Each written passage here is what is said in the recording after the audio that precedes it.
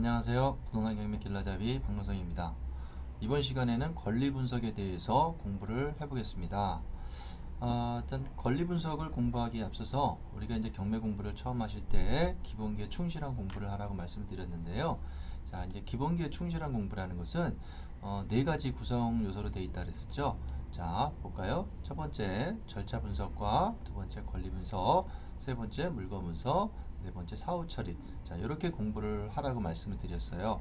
자, 그래서 경매 물건을 볼 때 이런 거죠.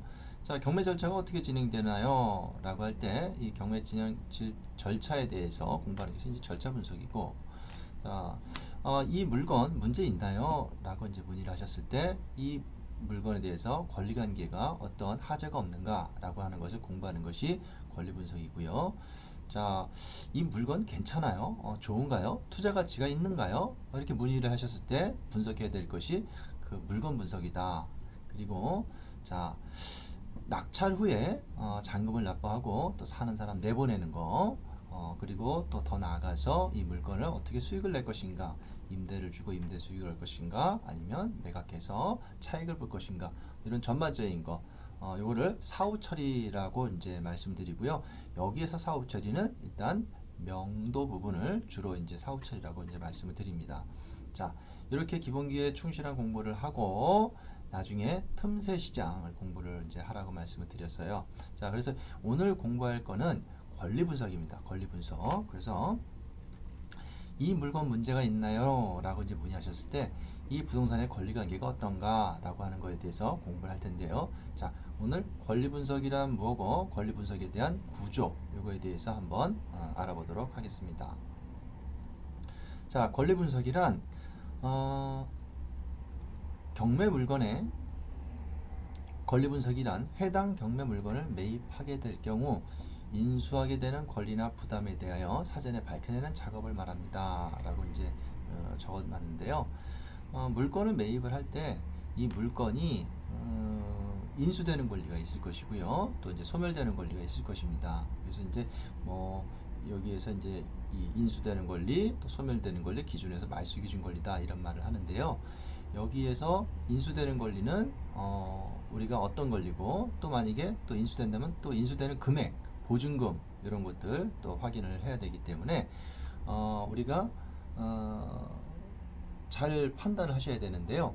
이 권리 분석을 위해서는 어떤 거를 이제 봐야 되냐면 권리관계를 나타낸 장부는 공적 장부는 등기부 등본이죠. 그래서 이제 등기부 등본을 띄어서 보고 거기에 대해서 어떤 권리들이 있는지 이걸 이제 공부하게 됩니다. 자, 그럼 그 위해서 이제 등기부 등본을 또 볼 줄 알아야 되겠죠. 등기부 등본을 보면요. 자, 이렇게 표제부, 갑구, 을구로 이렇게 구성이 돼 있죠. 자, 그래서 표제부는 부동산 표시에 관한 사항, 그 다음에 갑구는 소유권에 관한 사항, 을구는 소유권 이해에 관한 사항 이렇게 구분이 되어서 담보물건이나 용익물건 이런 물건들이 설정이 되어 있습니다.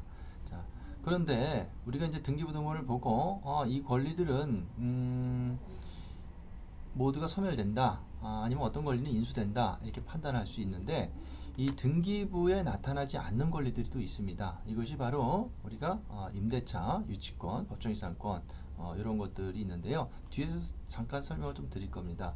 이것을 이제 우리가 강학상, 사법상의 권리 분석이다라고 이제 말씀을 드려요. 그래서 우리가 공부해야 되는 거는 이 등기부 등본 요거와 이 외에 나타나지 않는 등기부에 나타나지 않는 임대차, 유치권, 법정이상권 이 부분에 대해서 공부를 하는 것이고요.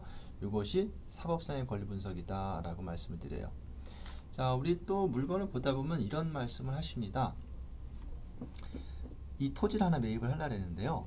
이 토지를 매입했을 때 집을 지을 수 있을까요? 이렇게 건축이 가능한가요? 이렇게 물어봅니다. 그러면 우리가 권리 분석을 할 때 등기부 등본을 보고 등기부에 나타나지 않는 뭐 임대차나 어떤 유치권이나 이런 것들 법정이상권을 봐도 이 물건에 대해서 집을 지을 수 있냐라고 나오진 않습니다. 그래서 봐야 되는 것이 별도로 이 토지에 이제 토지 이용계획 가기령과 거기에 대한 관련 이제 법령 자료들을 이제 찾아보게 되는데요. 예를 들면 이 건축을 하기 위해서는 용도 지역에 집을 지을 수 있는 땅이어야 되고요. 또 도로가 또 있어야 되고요. 또 거기에 해당하는 또 배수로가 있어야 됩니다. 자, 이런 부분을 공부하려면 여기에 관련 지식, 어떤 용도 지역, 건폐율, 용적률, 몇 평을 질 것이고 또 몇 층까지 올릴 수 있고, 그다음에 도로, 배수로, 기타 제한 사항들이 있으면 여기에 대해서 또 집을 지을 수가 없을 것 같아요. 뭐 개발 제한 구역이다, 그린벨트 이런 말씀 많이 들어보셨죠. 여기는 뭐 다 좋지만은 그린벨트로 되어 있다면 집을 건축행위가 불가능하죠. 그렇다면 이런 것들이 뭐 국토의 계획 및 이용에 관한 법률, 또 개발 제한 구역에 관한 법률, 주택법, 건축법 관련 법들이 굉장히 많습니다. 그래서 이런 것들을 그때그때 관련 법에 저촉이 되는지 이제 공부를 해야 돼요. 그래서 이것을 강학상 우리가 권리 분석에서 공법상의 권리 분석이다라고 이제 그 말씀을 드립니다. 그래서 권리 분석은 크게 사법상의 권리 분석과 공법상의 권리 분석 이렇게 구분해 볼 수가 있다. 요거를 좀 더 세밀하게 이제 그 말씀을 드리면요. 다음 표와 같습니다. 권리 분석의 구조라고 해서 자, 좀 전에 말씀드린 사법상의 권리 분석, 그 다음에 공법상의 권리 분석 이렇게 구분이 되어졌고요. 자, 사법상의 권리 분석은 우리가 권리 분석한다 그러면 등기부 등본을 본다 그랬어요. 그러면 등기부 등본을 볼 줄 알아야 되고 등기부 등본에 나타나는 권리들을 이해하고 그 권리가 인수될 것인가 소멸될 것인가 판단하시면 되는 거예요. 자, 그러면 등기부에 나타나는 권리들이 어떤 거냐면 등기부는 표제부, 갑구, 을구로 구성이 된다 그랬고요. 표제부에는 부동산 표시에 관한 사항이 기재되는데 우리가 이제 보통 집합 건물의 경우에는 토지 등기부 등본을 따르지 않고 대지권이라는 것이 있습니다. 그래서 이 대지권이 있는 경우가 있고요, 없는 경우가 있어요. 없는 경우는 아주 간혹 있는데요. 이걸 대지권 미등기라 그래요. 그래서 미등기 사유인 경우에 우리가 그 대지권 미등기일 경우에 대지권을 취득하는가 아니면 취득하지 못하는가 이런 분석. 그다음에 또 대지권이 있지만 그 토지에 어떤 권리 제한 사항이 있는 경우가 있어요. 최초에 토지에 대해서 어떤 근저당권이나 압류가 들어온 상황에서 집합 건물이 완공이 되고 그 건물에 대해서 또 경매가 들어왔다 그러면 그 토지 대지권에다가 토지 별도 등기 있음이라는 기재를 하게 되는데 이런 것들이 기재되어 있을 때 권리 분석을 하게 됩니다. 그래서 표제부에서 유의해서 공부를 해야 할 것은 대지권 미등기와 토지 별도 등기입니다. 자, 볼까요? 그래서 표제부에서는 대지권 미등기와 토지 별도 등기를 주의해서 보시고요. 그 다음에 갑구를 보면 갑구는 소유권에 관한 사항을 기재한다고 그랬습니다. 그래서 소유자가 누구고 과거 누구였고 현재 소유자는 누구다라는 이력이 이제 쭉쭉 있고요. 여기에는 이런 가압류, 압류, 가처분, 가등기, 판매 등기 이러한 권리들이 이제 기재가 됩니다. 그래서 여러분들이 이 권리들이 개념이 중요하고요. 그리고 여기에 대해서 인수되는 거, 소멸되는 거 이걸 판단하시면 될 것 같습니다. 그리고 을구에는요, 을구는 소유권 이외의 권리에 관한 사항이 기재가 되는데요. 여기에는 우리가 이제 그 흔히 사용 수익할 수 있는 권리, 요거를 용익물권이라 그러는데 뭐 전세권, 지상권 이런 것들이 있습니다. 지역권. 그 다음에 이제 그 우리가 은행에서 돈을 빌려주고 보통 부동산에 대한 이제 담보권, 저당권, 근저당권을 설정하죠. 이걸 이제 담보물권이라 하는데요. 이것 또한 이제 을구에 설정이 됩니다. 그래서 을구에는요, 근저당권, 전세권, 임차권, 지상권, 지역권 이런 권리들이 여기가 기재가 되어 있습니다. 그래서 이런 권리에 대해서 개념을 이해하고 우리가 소멸되는 거, 인수되는 걸 구분하면 될 것 같아요. 자, 그러면 이제 우리가 등기상의 등기부상의 권리 분석을 이제 이렇게 했는데요. 경매에서는 등기부만 나타나는 권리 분석만 해서는 그 답이 나오질 않아요. 어떤 인수되는 권리들이 또 있습니다. 등기부에 나타나지 않는 권리들이 있다면 그 권리에 대해서 공부를 해야 되는데 그것이 어떤 것이 있냐면 등기부 외의 권리 분석이라 그래서요. 임대차, 임대차는 주택 임대차와 상가 임대차가 있죠.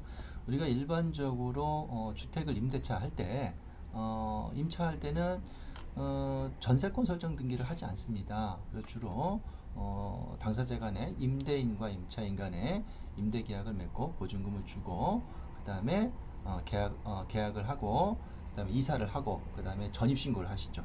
전입신고를 하고 그 다음에 확정일자를 또 받습니다.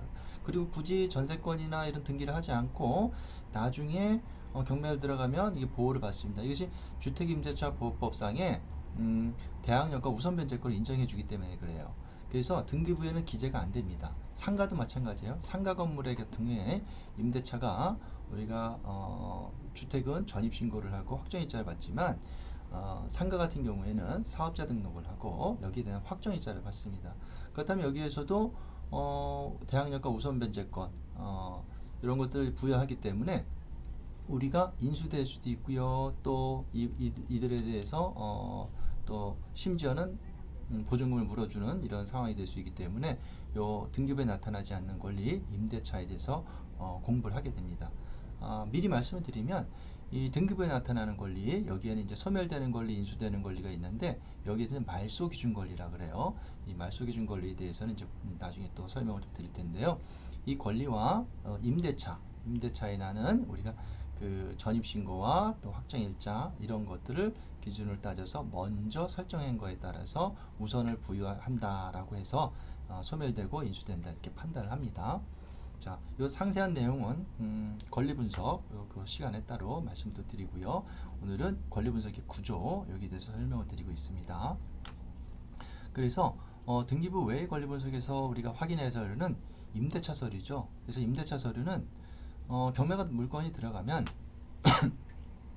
우리는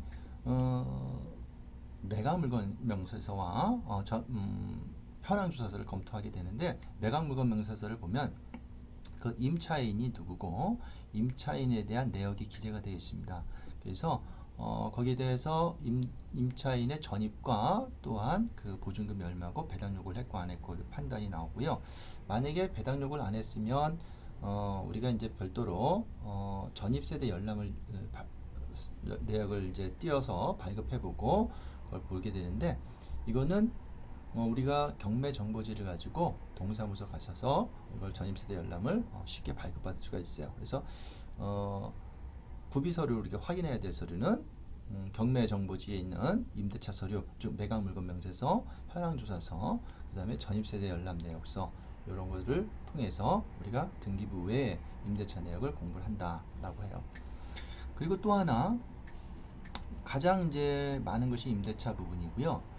두 번째는 이제 특수 권리라고 해서 유치권, 법정지상권, 분묘기지권이 있습니다. 유치권은 등기가 되지 않는 권리입니다. 물건이라고 하는데요. 어떤 그 공사를 한 공사업자가 그 건물에 대해서 공사대금을 받지 못했다라고 했을 때 그 공사대금을 받을 때까지 계속 유치할 수 있는 권리, 점유할 수 있는 권리라고 하죠. 그래서 경매 낙찰자가 그 물건을 낙찰받았다 하더라도 그 유치권자한테 공사대금을 주기 전에는 인도받을 수 없는 것이죠. 자, 그래서 이런 유치권 권리, 그 다음에 또 법정지상권, 자, 법으로 정한 지상권이죠. 여기에 등기부에 나타나는 이제 지상권은요, 약정, 서로 간에 그 소유자와 지상권자가 약정해서 지상권 설정을 하지만 이러한 당사자 간의 약정 없이도 법으로 일정한 사유에 일정한 사유들이 있으면 법으로 지상권을 인정해 줍니다. 이것이 법정 지상권이라고 하는데요. 여기에 대해서도 여러 가지가 있습니다. 자세한 법정 지상권 시간에 공부를 하시면 되고요. 또 하나 이제 분묘기지권.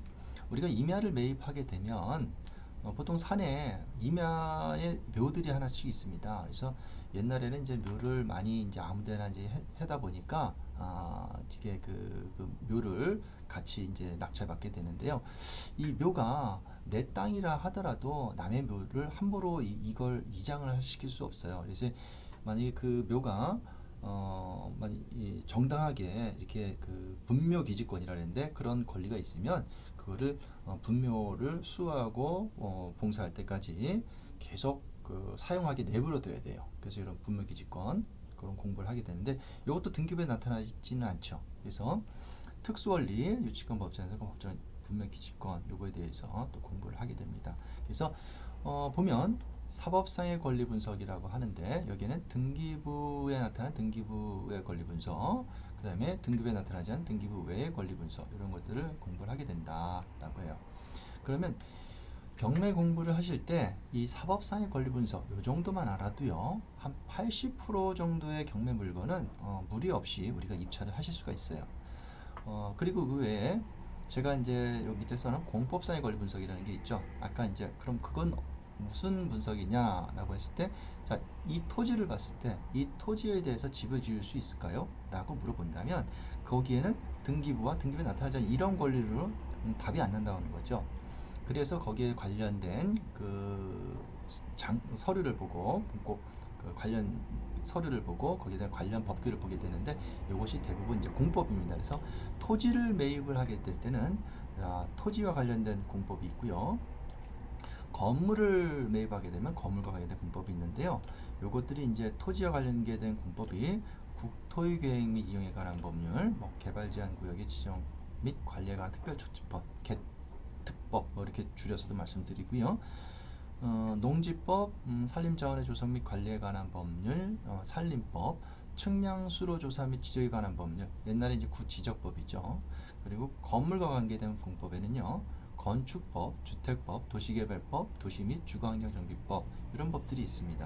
자, 그래서 이 공법상의 권리 분석은 우리가 이제 공법상 규제를 검토해서 토지 건물의 이용 가능성 및 활용 가치를 판단한 분석이다라고 이제 말씀을 드립니다. 그래서 단독 다가구 주택, 상가주택, 상가주택은 뭐 보통 상가하고 주택하고 혼합된 건물을 말씀드리죠. 그런 경우에 1층이 상가, 근린생활인데 실제로 가버리면 실제로 이제 현장을 가봤더니 1층을 원룸 방으로 꾸며 있어요. 이건 건축물 대장을 띄워보면 보통 여기에다가는 이제 위반 건축물이라고 기재가 돼 있어야 되는 것이 맞는데 주택, 그다음에 상가주택, 기타 건물 같은 경우에는 위반 여부를 보시는 거예요. 건축물장, 그다음에 불법 용도 변경 같은 것들 확인해 보십니다. 자, 그리고 토지에 대해서는 또 토지 대장. 그다음에 가장 많이 봐야 될 것은 토지에 대해서 무조건 띄워봐야 되는 건 토지 이용 계획 확인원이에요. 토지 이용 계획 확인원 이걸 띄워보면 토지에 대한 용도 지역 뭐 이런 것들이 다 규제를 있으니까 확인해서 보셔야 됩니다. 그래서 이런 것들을 지금 공법상의 권리 분석이다라고 말씀드렸고요. 자, 이번 시간에는 권리 분석의 구조라고 해서 사법상의 권리 분석, 사법상의 권리 분석, 그 다음에 공법상의 권리 분석 이렇게 강학상 구분하여서 오늘 알아봤습니다. 자, 마치겠습니다.